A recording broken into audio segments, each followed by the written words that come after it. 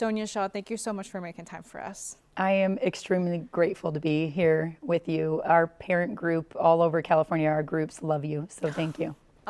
So I know that you have been leading Chino Valley Unified, but I just want to know what ultimately pushed you to get interested in public education in the first place? Yeah, good question.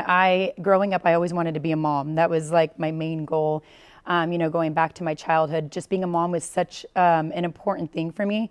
And so when I was, blessed to be a mom, I was room mom, art mom, PE mom until the school shut down, and then I was exited out of the classroom mom. When we started to see as parents certain things that were being shared behind the computer screen and the long, prolonged closures of the schools, a lot of us started asking questions. And so I, simply asked the question, when are we going to open? And nobody can give me an answer. But I saw our governor at like football games and big things, and the world was going back to normal.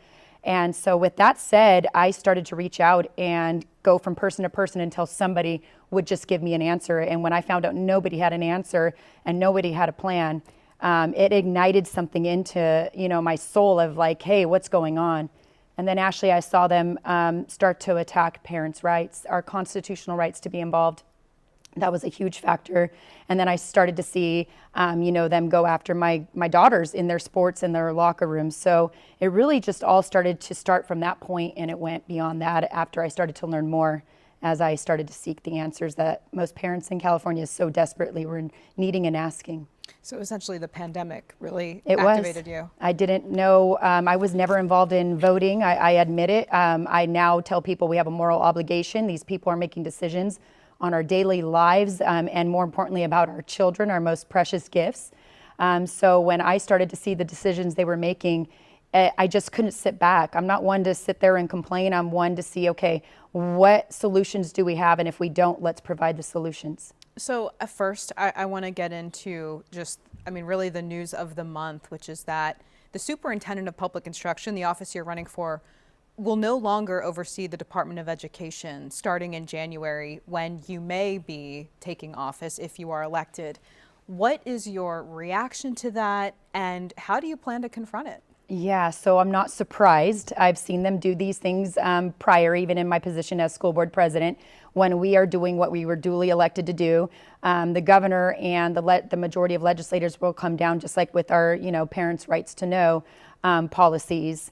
They would come down and just make a law to try to stop us. So again, when it came to AB 181, taking the authority away during an election right after the primary, and we won the primary.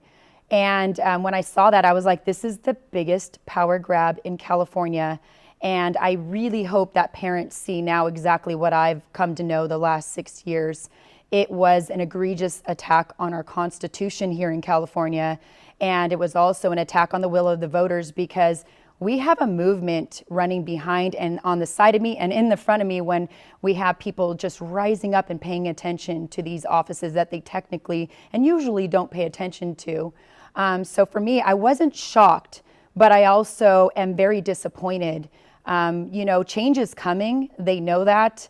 They've seen the numbers, they do the numbers all day long, and they're afraid of what we're going to bring, and that's common sense back in the education system. This same blueprint that I have in Chino Valley that has been working, and that excites our community to have the trust built back, and they're putting our kids, their kids back into the public school system. Sacramento doesn't want that. It doesn't keep them in power. It doesn't keep the people in the special interest groups in power, and it doesn't deepen their pockets. So they know what I'm coming with, and again, it was a power grab, but they know that I'm no stranger to, challenging them with these things that they do. So to clarify, do you think it was because of you, or why do you think that they did it? I absolutely, Ashley, think it was because of me. Why now? Why the timing? In January, he spoke of it, and then we saw a bill start to go through. More people, as they became aware of it, were speaking up against it, besides the special interest groups that usually buy into their bills, and they saw parents become more aware of it. They do the polling. They've seen where we were at. Their chosen person, they had to put $6 million last minute into my opponent to get him to go to second place. I mean, they're not dumb when they go into their reports and their numbers and look at things. So when we won it outright, not outright, but when we won it in the primary, I absolutely believe it was because they know what we're going to do. They can't get rid of it.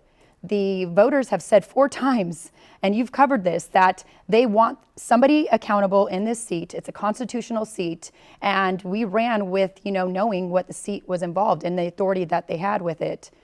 So I'm not shocked, and I do believe it was because not only me, but who I am tied to, and that's parents all across California. Are you considering filing a lawsuit or taking any kind of legal action before this takes effect?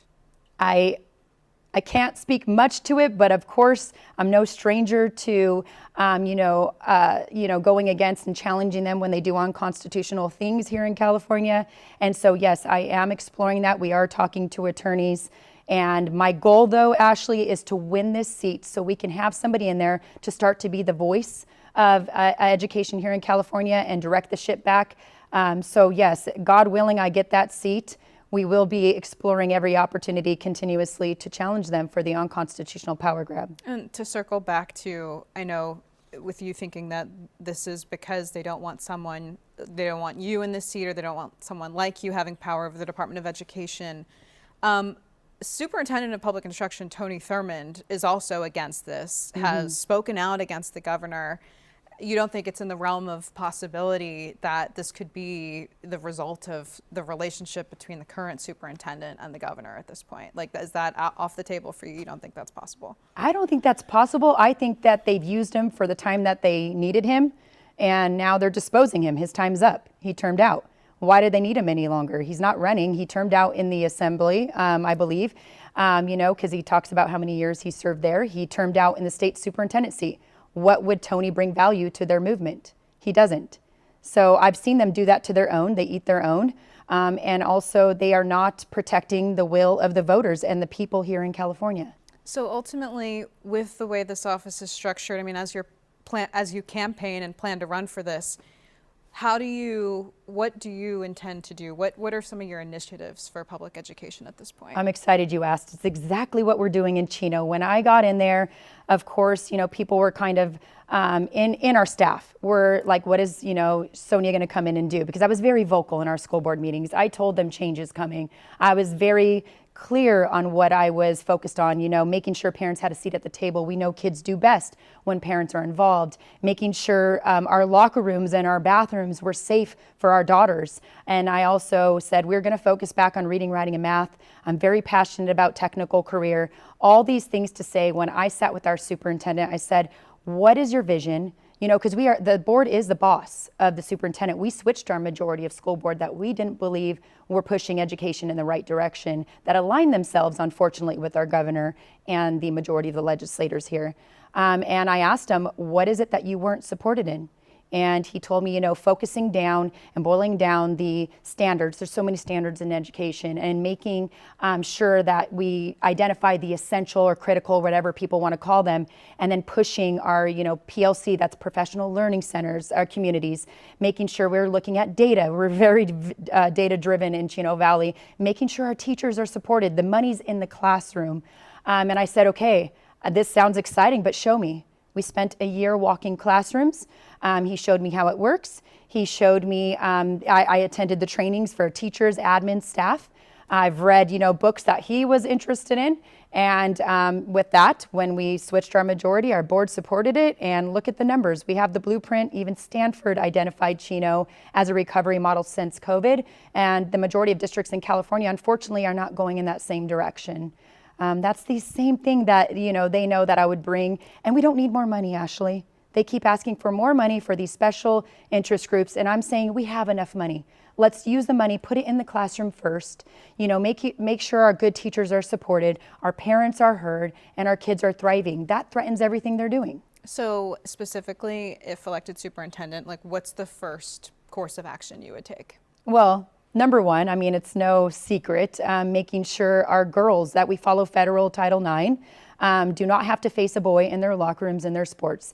Parents, have a seat at the table, and making sure education is focused on reading, writing, and math, and the state is giving the tools and listening to our districts, including our rural areas. I've sat with superintendents on Zooms from areas all across California, and to hear what I call the horror stories of buildings that aren't working, no running water, no resources, my heart broke. So to be the voice and to be the advocate for those things, I would say all kind of combine in my first line of action in California. So could we expect culture wars to continue then if you are elected superintendent, just given the way obviously the legislature and governor have indicated they feel about allowing trans athletes to participate in girls and women's sports? We could see a continuation of this conflict? Yeah, I'll say this. They are the ones that, continued the attack on our daughters in their sports and locker rooms. And if they want to continue to fight those like myself that are protecting them, then I've already said this is the hill. We will not stop until every one of our daughters in California is protected. So that's up to them. If they want to continue to fight with me on that, I will continue to fight with them. I will tell you, I'm holding them accountable behind the scenes. I am the one that's in the inbox, making the formal complaints, making sure that I'm reaching out to federal government and giving them all the evidence of how we are violating the rights of our daughters. So if they want to continue that attack, then by means, they're only going to make sure more parents in California are aware that this is even happening. Because unfortunately, by design, because we're busy trying to provide, parents don't even know it's a law in California that's allowing this. As you know, students in California are struggling with reading, science, writing, and math especially. Where does that rank, though, in your set of priorities as superintendent? It's absolutely the top priority. Of course, we can go into the boys and the girls sports and the parents' right to have a seat at the table, but that is my priority. That's what I've been focused on in Chino Valley. The headlines and all these other fights, we see it because that's what the news, will often cover, but I'm doing the daily work. I'm spending the hours. No one can outwork me. They couldn't outwork me in the primary. I had, close to 400,000. They had 6 million. Look at the results. We got first place. We won it. No one will outwork this mom who is set on making sure reading and writing and math is the focus. In Chino Valley, our standards are a lot more higher than the California standards when it comes to graduating. We meet our local, what I call communities of schools, like our your elementaries, your junior highs that may serve different kinds of areas, and we see what resources they are. As a board member, that's my responsibility to make sure that those certain schools have the certain resources to get the kids where they're at. Our kids are excelling at reading, writing, and math. So those are absolutely my number one priority, is to make sure that happens, and of course align it with the things like I've told you before. How would you do that? How would you address, I understand Chino Valley is academically solid, but for the rest of the state that is struggling in these subjects, what specifically would you do to address that? Give the resources when it comes to like our professional learning centers, our communities, making sure that the resources to identify what we identified as the critical standards is not just coming out of Chino's, general budget. That's the money that we can be using. I'll go back to, everybody talks about Mississippi Miracle. Well, they put, people that in the classrooms to help the teachers. They identified, where it was that kids were struggling and put the resources there. Why wouldn't we use that? The legislators over there legislated to make sure that we had somebody available for that. Those would be the kinds of things that would be advocating in regards to policy and the tools. How would you work with the Superintendent of Public Instruction, the current one, Tony Thurmond, will tell you that the legislature and governor, they oversee the policy, they appropriate all the money. What will you do to work with them on some of the initiatives that you'd like to pass? I will show them the results. I will show them the continuous support that we have. I will show them the examples of what we have, and then they have the ability to either support those things, and if they don't, I'll bring it out into the public that they're not doing what's best for kids. I do believe, as a mom who've seen it for the last 6 years, we need a balance in Sacramento. We do not have that. So if they want to bring it out to public that they don't want to support what's best for kids with the proven blueprint, then it be on them, and prayfully that their communities will hold them responsible as well. I'm all about holding people accountable.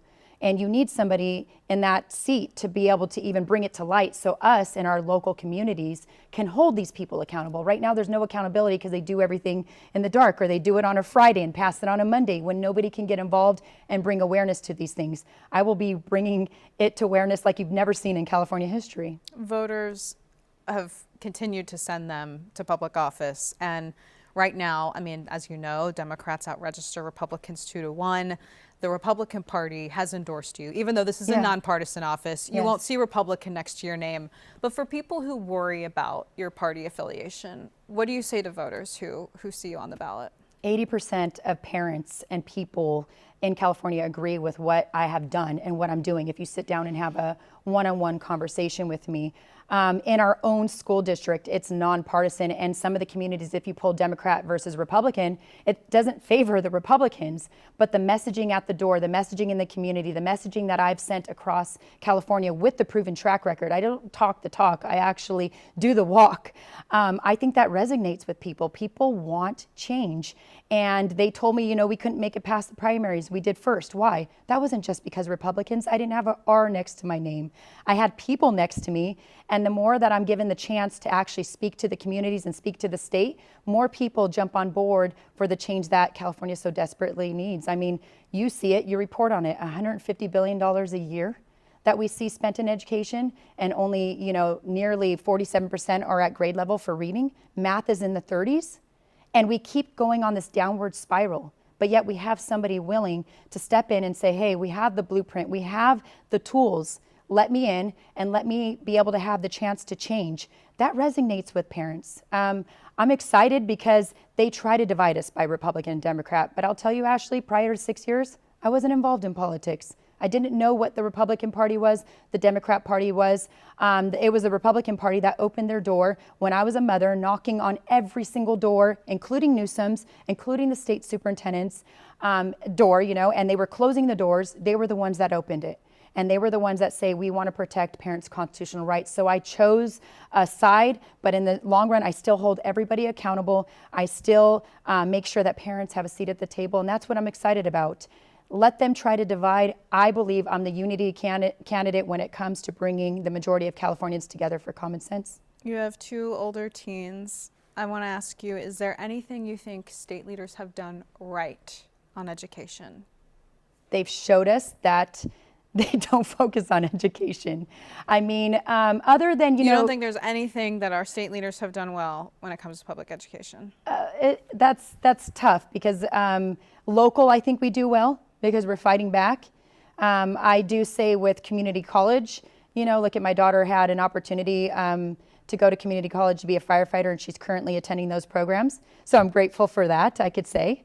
And I can also push back and say I'm grateful for the local communities challenging our legislators, challenging, you know, the obstacles that they're given, and being a voice and pushing back and saying no while we link together to prove the results. But I would say if I have to give them kudos, I would say number one, they're exposing what their plan is to the daily parent, the normal day-to-day parent. And I also would say community college. I'll give them some credit with that because my daughter is enjoying every bit of being she's competitively playing in sports, you know, in a competitive program where she didn't have to go into a 4-year program. She could still go into a 4-year program, and she's getting the resources, and she's loving every day. So I do appreciate that they're focused on our community colleges. Okay. Is there anything else you think we should know before we let you go?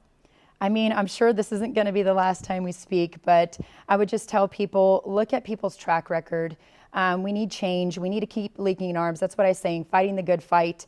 They shut me out as a mother 6 years ago, and they told me I can't and I won't, and we showed them how we could and we will, and we continue to do that. We need somebody that's a change maker, and I believe that person is me, and I'm excited and I'm grateful and I'm humbled all the time, you know, as I go across California and have conversations with people.